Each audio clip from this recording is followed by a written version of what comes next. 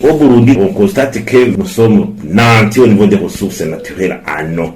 Il pleut d'abord 9 mois sur 12. Au niveau des précipitations, nous avons des précipitations suffisantes. Nous avons des rivières, nous avons des lacs, le lac Tanganyika, les lacs aux oiseaux. Il y a l'eau des fontaines. Vraiment, le Burundi dispose des ressources naturelles en eau suffisantes. Mais nous constatons des contradictions. Le paradoxe de l'eau au Burundi. Précipitations suffisantes, mais en faible rendement agricole.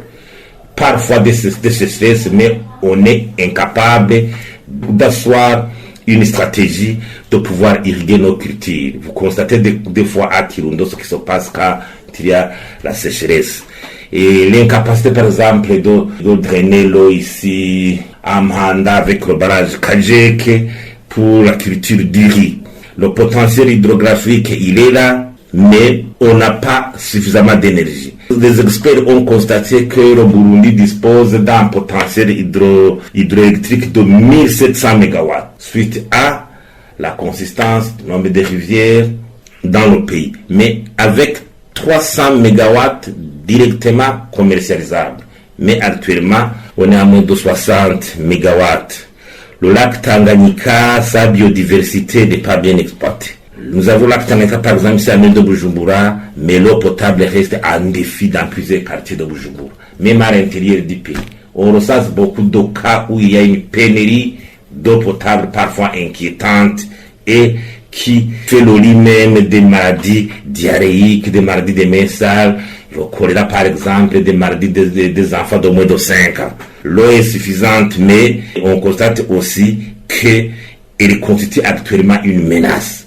Le débordement du lac Tanganyika, les inondations liées aux pluies diluviennes, suite à mauvaise canalisation de l'eau à mairie de Bujumbura par exemple, faible capacité de traitement des eaux usées qui continuent à polluer le lac Tanganyika, l'érosion, les précipitations, la pluie à l'intérieur du pays cause perte de bonnes terres suite à l'érosion.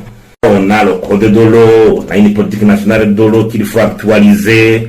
Personne prône qu'il y ait aussi un ministère comme le ministère de l'eau, de l'environnement, et pour vraiment asseoir une stratégie et suivre en permanence sa mise en application. Il faut aussi une superstructure des ministères pour coordonner la gestion de l'eau et pour la rentabiliser comme une source naturelle importante. Il faut aussi une planification opérationnelle qui oriente la gestion du secteur de l'eau.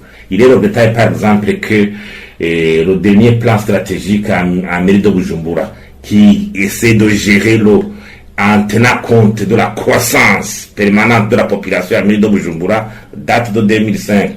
Donc, le plan de 1985 à 2005. Après, il n'y a eu plus d'autres plans pour orienter la gestion de l'eau à mairie de Bujumbura, en tenant compte de la croissance de la population urbaine.